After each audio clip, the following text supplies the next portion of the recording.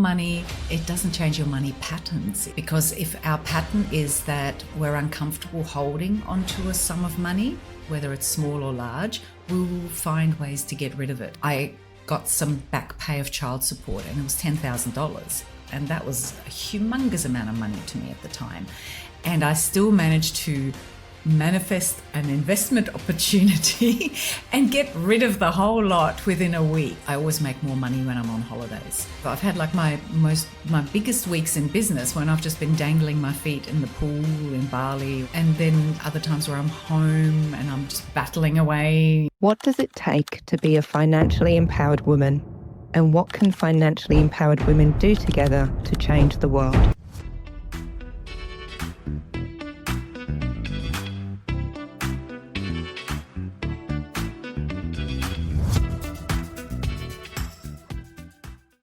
A shocking statistic is that around 400,000 women in Australia are at risk of homelessness. And the cause of this is the lack of education about how to build a financial foundation, starting even before we first enter the workforce and well into our retirement years. My name's Dion Payne, and I'm the founder of the Financially Empowered Women podcast. I'm passionate about ending homelessness, and as part of that passion, I chose to look at the systemic barriers that are causing homelessness for women in the first place. The Financially Empowered Women podcast is designed to bring you the best experts from around the world to increase your financial know-how and give you practical and women-specific tips to overcome the challenges you might be facing, such as how to negotiate a better salary, demystifying super, or how to navigate a separation and ensure the assets are distributed fairly. My role is to provide you with the best information out there to change your trajectory and become a financially empowered woman, because you deserve it, and the world needs you more than ever to own your worth and help others to do the same. Hello, and welcome to the Financially Empowered Women podcast. My name's Dion Payne, and today I'm joined by Miriam Castilla. Let me tell you a little bit about Miriam. Miriam is an ex-engineer and finance professional turned hypnotherapist, business mentor, and course creator. She's committed to helping online coaches and service providers up-level their businesses so they can create the time and financial freedom they're craving by elevating their mindset, their energetic alignment, and their strategy. Welcome, Miriam. Hello, thank you for having me, Dion. My pleasure. Now, Miriam, how does an engineer turned finance professional end up in hypnotherapy and really exploring the spiritual aspects of life and of themselves? I thought those two things were mutually exclusive. So did I. So that's a really good question. And the short answer is I was really in the closet for a long time. You know, I was in the spiritual closet while I was being an engineer, and, you know, I was always interested in spirituality. And I remember back when I read, you know, the Celestine Prophecy, and I think that might have been my early days in engineering. And so it was very much like that was my personal interest. And then fast forward, you know, after I'd left my engineering career, I went through a divorce, and I really had to dig deep into all those spiritual teachings. And it was just after The Secret had come out. So, you know, it was more mainstream and kind of all around. And, you know, I was a seminar junkie back then anyway. And I really dug deep into understanding how our alignment and our vibration coupled with our mindset, because the two kind of go hand in hand, how they really determine, you know, how your life unfolds, because it was all down to me and I figured I needed all the help I could get. So that was when I really embraced it, and I ended up building the finance business on the back of that. And then fast forward, you know, a couple more years, that was established. It was doing really well. I was kind of getting sick of dealing with banks and arguing with credit assessors, and I loved helping my clients, and that kind of evolved to speaking a lot of doing a lot of kind of mindset centered and personal growth talks in all sorts of areas. And I didn't really know where it would lead me, but one thing led to another, and I decided to start coaching other small business owners. It kind of evolved to really, if they don't get the mindset stuff sorted, all the practical strategies and effectiveness tips in the world aren't going to get them there. And so then I went into hypnotherapy as that kind of missing piece of the puzzle that helped people get over themselves and actually do the things they knew they needed to do to get to where they wanted to go. For anybody that doesn't know what hypnotherapy is, what's the sort of the definition of that? Oh, that's a very good question. Let me see how I go with answering it succinctly. So hypnotherapy is basically when you work with the unconscious mind, which is that part of us that's actually always running the show, even though we're not aware of it. So our unconscious mind runs our entire, body basically, and just takes over all those things that we need to do over and over and over again. So we're not having to burn out our brain by thinking about it. And so with hypnotherapy, we can talk to that part of us and kind of help it see where maybe it started adopting some patterns that aren't really serving us or getting us to where we want to go. And it's usually just a case of, a misunderstanding where we only had limited information back when, often early childhood, sometimes later. And, we went, oh, this means that. And then we adopted a certain behavior to protect ourselves.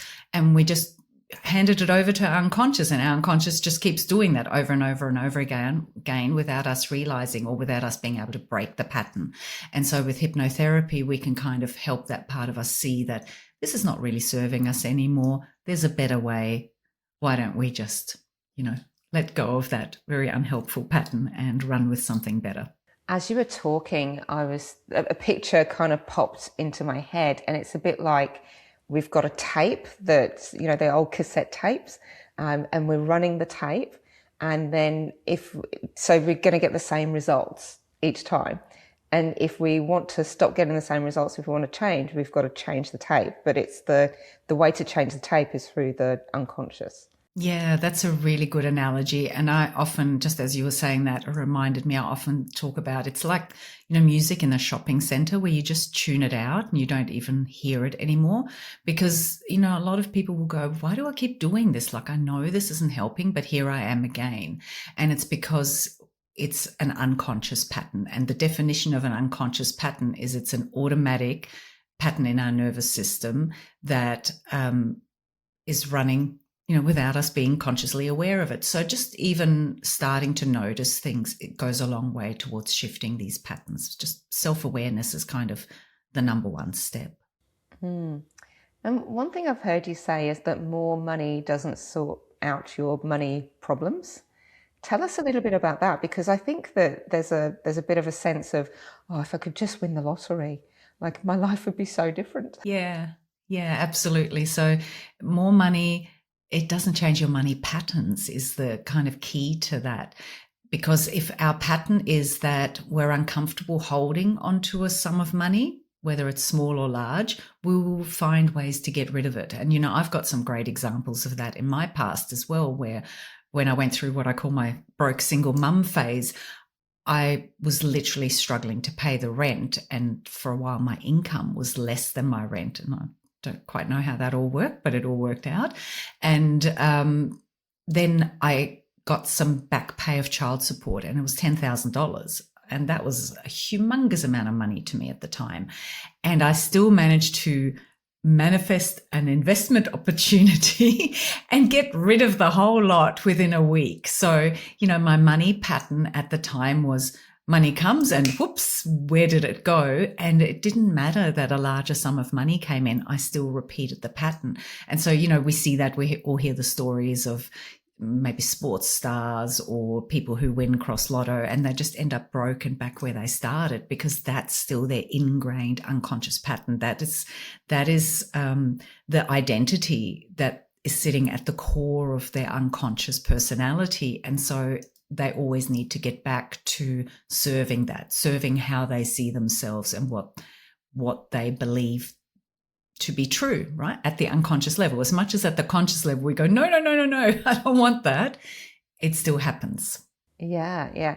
And I can see those patterns in my own life as well, sort of in the past where, yeah, like I've had a bit of a windfall, and now I can kind of see, oh, well, actually that windfall, I could invest that and have that, I think you use the term making money babies.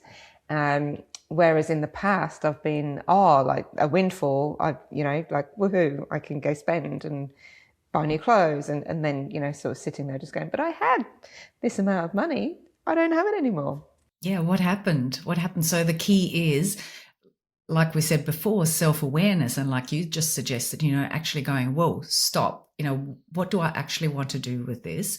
And realizing that there has been this pattern that's not helpful, and then just changing the pattern. And once you change the pattern, what happens is you suddenly realize, actually, for most people, I have enough money. I'm just not using it well. I'm not using it to serve me. I'm using it to keep me stuck in this pattern of, it's only ever just enough, or it never feels like it's quite enough. And when we change our relationship with money and we change that pattern around money, we start doing smarter things with our money, investing it to make money babies so it can grow and multiply and actually be there to serve us. So that self-awareness goes a really long way towards them being able to interrupt the pattern and going, okay, whoa, whoa, whoa. Old Dion or old Miriam would have just gone, woohoo, let's book a holiday and, buy a new car or whatever it is. And now it's like, okay, let's sit back and actually think about it. And that in itself is a shift to that old pattern. 100%. Yeah. And I was at an event, so I was invited to host a table for International Women's Day. And the theme for the table was, why are so many of us geniuses in our businesses, but we still feel a lack of confidence when it comes to financial matters? It was really interesting for me to have that perspective. And I think the overall theme that came out was these unconscious beliefs that we pick up, whether it's from our parents, whether it's from society, often when we're younger, but it's the patterns that we just don't realize they're there until we kind of step back and go, oh, well, what's running the show? In your experience, that financial, or that lack of financial confidence, how have you seen that play out in some of your clients? I'm actually interested to hear, did you guys have a discussion about not really being taught what to do with money or how to take care of money? Yeah. Because I think that's a big part of the picture. Yeah, there's all these, unconscious beliefs and the things that we're taught as kids, either directly taught and told, like money doesn't grow on trees, or, that money's not for us, or money corrupts and is the root of all evil. All these kinds of, stories that we're fed that we then run with. But on top of that, it's the lack of financial education. And I think for women, it's still a bigger problem than for men. There's still a lot of, I'll just, delegate that, defer that to my male partner. I'm like, what? It's 2026 for crying out loud, people. And I still see it. And it's not taught in schools. That basic personal money management is not taught in schools. And then kids, become of age, they turn 18 and the bank sends them an offer for a credit card and they go, yeah, great. And, that happened to one of our children too, where suddenly she was in credit card debt. She was still living at home and she had credit card debt up the wazoo, and it took her years to kind of get out of that. And so, if you put the two together, like that programming and the stories we're told, and seeing our parents who are just going through the same thing, they were raised with unhelpful beliefs, and depending on the generation, like my parents' generation were post World War II. So, that came with a whole lot of other set of issues. And so they're carrying all their money trauma. And so we inherit that, then we don't get the financial education, and then everyone just expects you to know what to do. And so there's all this, like, I call it silent money shame, where everyone just kind of pretends it's all hunky-dory, and behind closed doors, they're really sometimes highly stressed, but at the very least kind of feeling like they're winging it. Yeah, yeah. And when you brought up that example about your daughter and the credit card debt, actually there's the money shame, and yes, there's the societal conditioning or parent, sort of conditioning from parents, whatever. But there's also predatory behavior. I think that needs to be called out. Yeah, absolutely. And I'm a big fan of Scott Papes, the barefoot investor, and he just goes to town on especially Commonwealth Bank, because they literally groom the kids with their savings accounts and grooming that relationship over the years, and then offering them the credit card. And really, the savings accounts for children, those Dolomites or whatever they're called these days, they get stuff all interest. They're not teaching them, they're just teaching them how to give them savings to the bank so the bank can make a profit. They're not actually teaching them financial management. They're not teaching them investment. They're not teaching them that, money can be invested to grow and multiply it and create financial security. They're just grooming them. They really are. That's a really good word for it. Predatory behavior. It's disgusting. It's really revolting. If you've been watching the news lately, it's easy to feel a sense of despair. Between power-hungry global leaders and absolute chaos and division, it can feel like things are spiraling out of control. It's easy to feel overwhelmed and just to have a sense of powerlessness. But there is a way to push back. We can stop looking at what they are doing and start looking at what we can do. At Women for Homes, we firmly believe that where we put our money is making a choice for the kind of world that we want to live in. Our mission is powerful: to mobilise 1 million women to invest $5,000 to end homelessness by 2030, whilst being financially empowered along the way. It's practical, it's tangible, it's something that we can do now, and it's something that we can do to take our power back. Join us at www.womenforhomes.com. That's women4homes.com. I kind of feel like taking a journey of our lives is really important here. So we've spoken about the messages that we pick up as children. We've spoken about the predatory behaviour of credit card companies when we turn 18. There's quite a move I'm seeing in my circles, and it could just be the algorithms actually, but there's quite a move that I'm seeing more away from school, more towards, and sort of higher education, but more towards entrepreneurship. And certainly the people that are showing up in my feeds are talking about how school was there and was a great thing for producing worker bees, in the Industrial Revolution. Yet as time has evolved, we're still kind of running that same model. So, there's that, but then let's say that somebody is running their business and I see a lot of kids these days talking about, well, I'm going to set up a business, I'm going to work for myself, I'm not going to work for the man. I may have had those thoughts myself. I say I'm unemployable, actually. That's how I classify myself. You don't want me working for you. I'm going to tell you all the things you're doing wrong. And I'm not going to be there at 9 o'clock on a Monday morning. That's exactly it. I think I got to that point after my PhD. I remember looking for jobs. I sort of had children and was looking for jobs. I was like, I am so unemployable. I have to work for myself, which has been the biggest blessing. However, let's go back to these young kids who are starting off in business and they're talking about not wanting to work for the man, they're going to work for themselves. But I know that a lot of them are just looking at, well, what are the businesses that are going to make money, rather than choosing something that is actually aligned with what their purpose is. Certainly for myself, I'll bring it back to myself, I know that when I've just gone, that's something that I could do that would make a mozza, actually I'm not that interested in it. And then it doesn't seem to materialize anyway.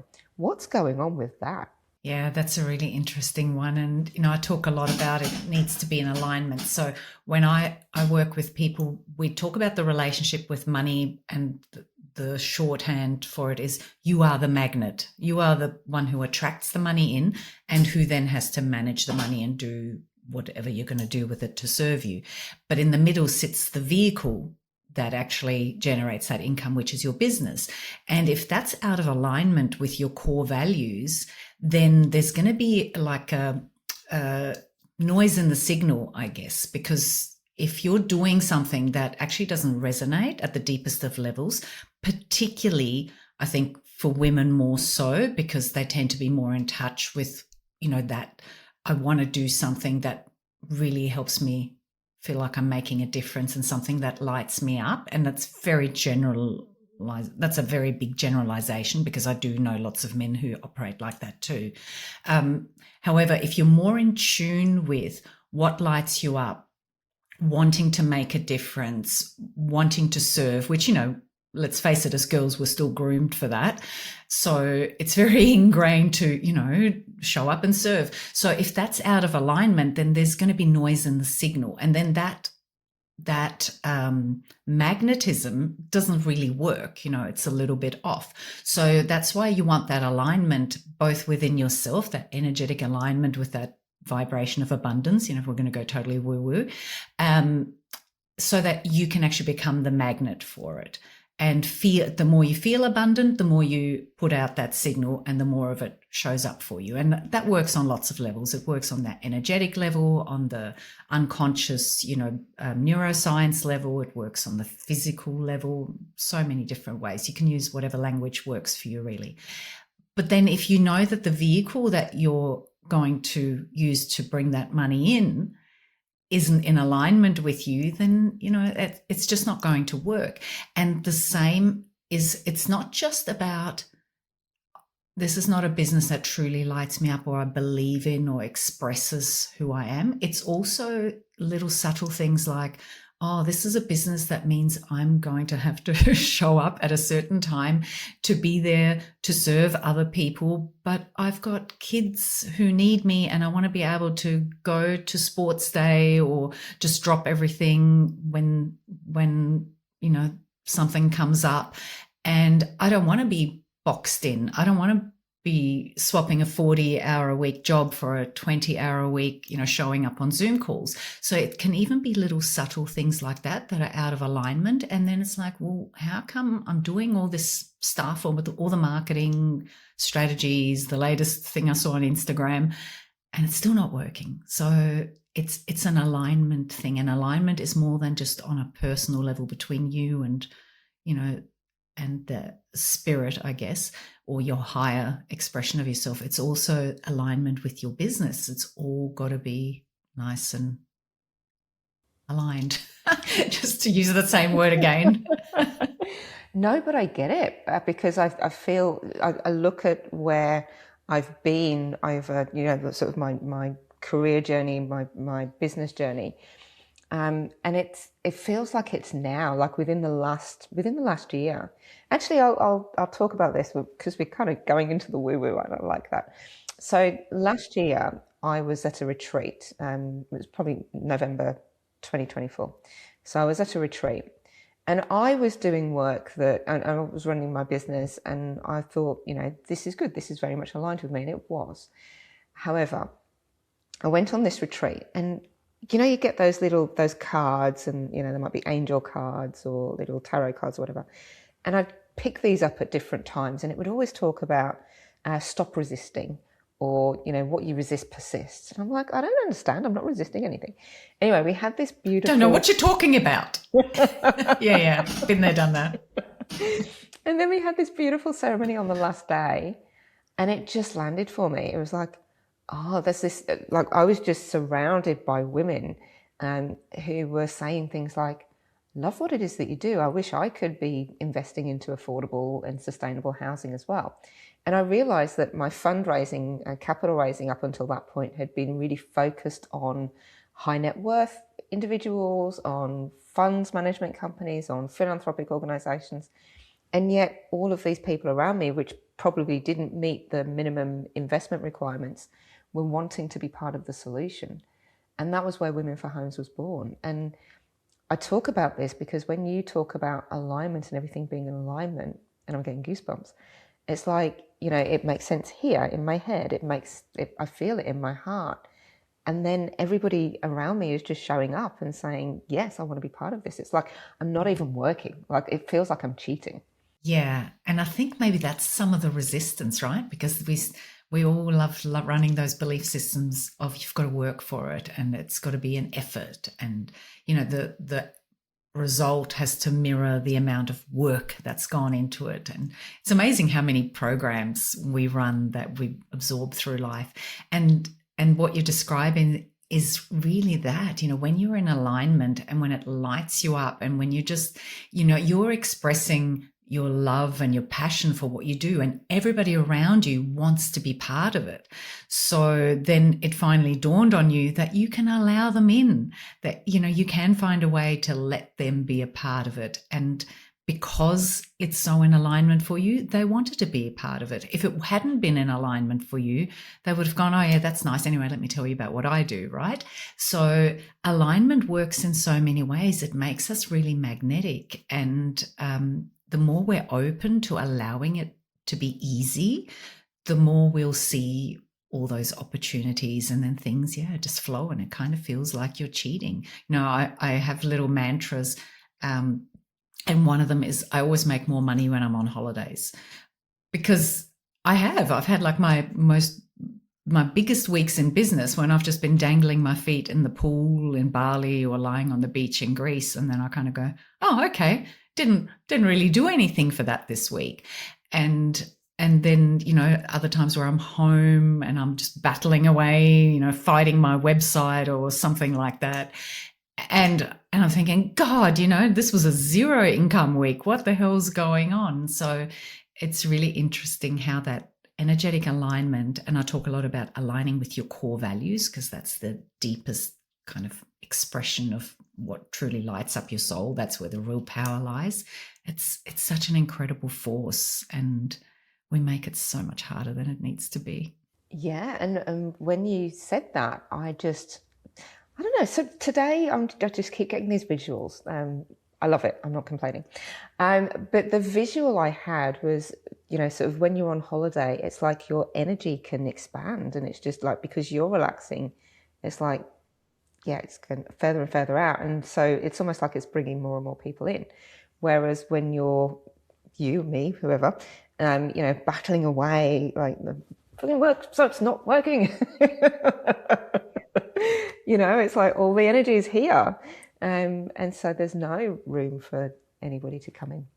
Yeah, and it's really, it is that sort of visual, and I often think about it almost like I try not to think pipeline, because I go, oh, that's too restrictive, Miriam.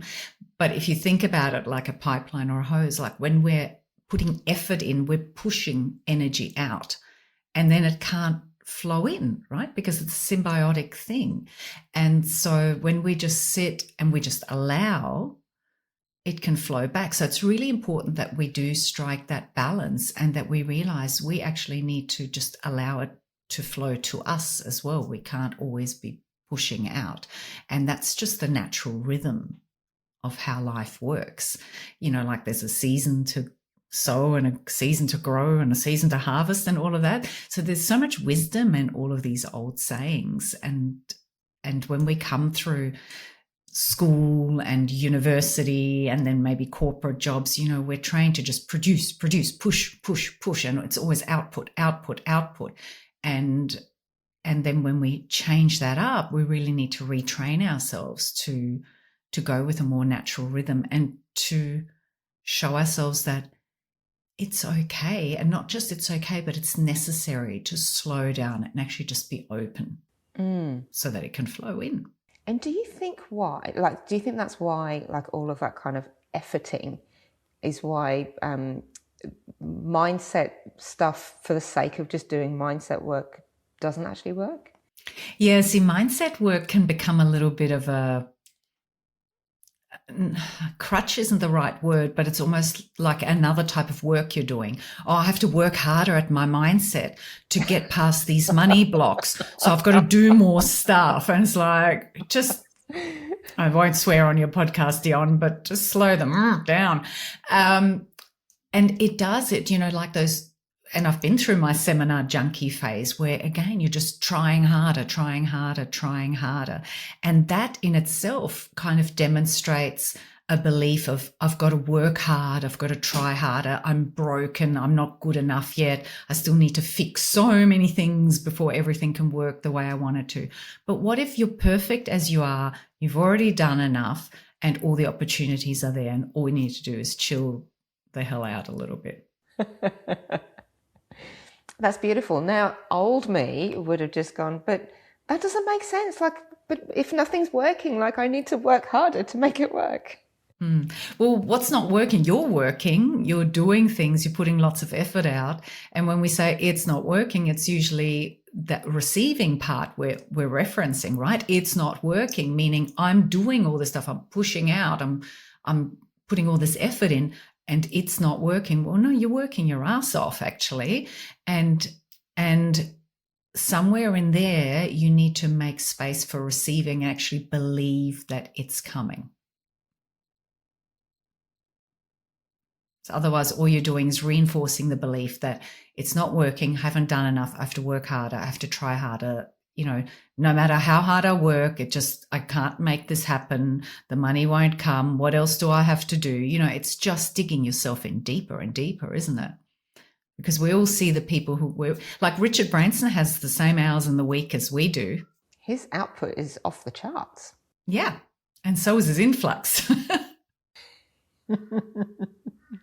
And when it's in alignment, it's just easier. I know I've learned so little things like just being more aware that when we're out of alignment, like when we're digging ourselves in deeper into, I've got to work harder, I've got to try harder, this isn't working. Like even the example I gave of battling with my website, I've learned now that when I'm sitting at my desk and I'm getting into that frustrated space, what I need is to take a break and walk away, to go grab my book and go sit in the sun with a cup of coffee and just chill out for a bit.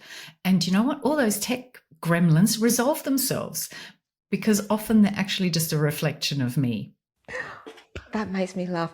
When I was doing my PhD, there was a guy there called Bill, and he was responsible for maintaining all of the machines. So I worked in a science lab, and we had all these really high-tech, very expensive machines to do our analysis.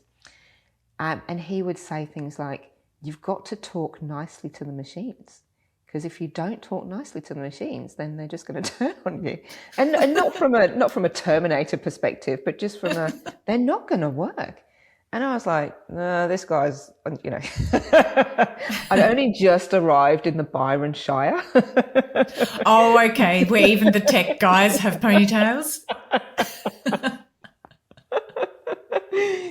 But I somehow sort of it sunk in, and I really got it. So now I when something's not working properly, it's like, an example. I went to charge my car the other day and I couldn't get the charger to work, and I'm like, this is really frustrating. And I was like, and just breathe,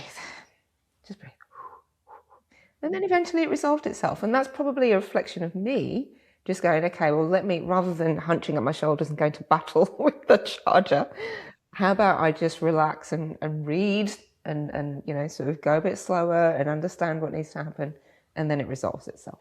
Yeah, well, we are an electromagnetic being, like we emit this electromagnetic field. And, being an ex-engineer, before I started actually teaching and sharing all this kind of stuff, which is usually put in the woo-woo bucket, I actually just studied it all from a very scientific angle. Like I literally watched Stanford's quantum physics lectures for 6 months straight, which was very challenging because no one understands quantum physics. And if you try and study it and understand it, it gets worse. So the point being, we are an electromagnetic being, and we have a field that can be measured, and it impacts other electromagnetic fields around us. So absolutely, I often have a little bit of a running joke with clients that I work with one-to-one, where if they're really anxious or a lot of stuff's coming up just before a hypnotherapy session, nothing will work. Like Zoom won't load, their computer will crash. And I just laugh and go, it's okay, take a few deep breaths, go outside, stand on the grass and ground yourself if you can, and come back in 5 minutes. And then it's all good. It all works. But literally the machines start freaking out and just melting down in response to people's anxiety. It's really interesting.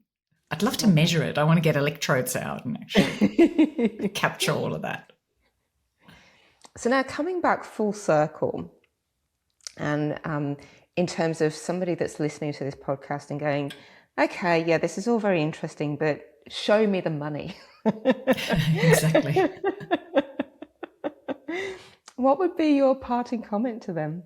My parting comment would be, remember that more money doesn't change your money patterns. So start becoming aware of your money patterns and get really curious. Like, oh, I wonder what's causing that. Like, I wonder what belief I might be running, what story I might be running that I'm not even aware of, that's creating that pattern over and over and over again. Because your unconscious is great. It's like your executive assistant that just works in the background. So you give it a job to do and it'll go away and do it and it'll come back when it's ready. And that's why, sometimes we can't think of the name of an actor in a movie, and then we're in the shower and we go, oh God, of course it was, Jonah Hill.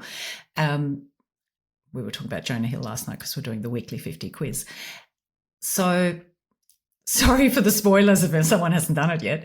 So get curious and start investigating, like becoming aware of the pattern and then getting curious as to what's caused that pattern. Beautiful, beautiful. And now, Miriam, I know that you have a quiz on your website. Is that a good place for somebody to start if they've been a bit curious about, well, what are the things that are blocking me from the success that I want to achieve? Yeah, that's a really great place to start. It's called the Money Habit Archetype Quiz, and it's just 5 quick questions that let you know, what your general money pattern tends to be. And often it's really interesting because there aren't that many, but people will think I'm this when they're actually that.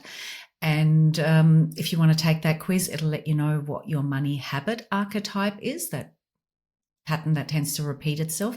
And then you can dig a little bit deeper from there and start getting curious about what might be causing it. And very importantly, how do I begin to shift it? Beautiful. Miriam, it's been such a pleasure to have you on the podcast. Thank you very much for coming. Thanks for having me. I really enjoyed our very woo-woo conversation. Thank you.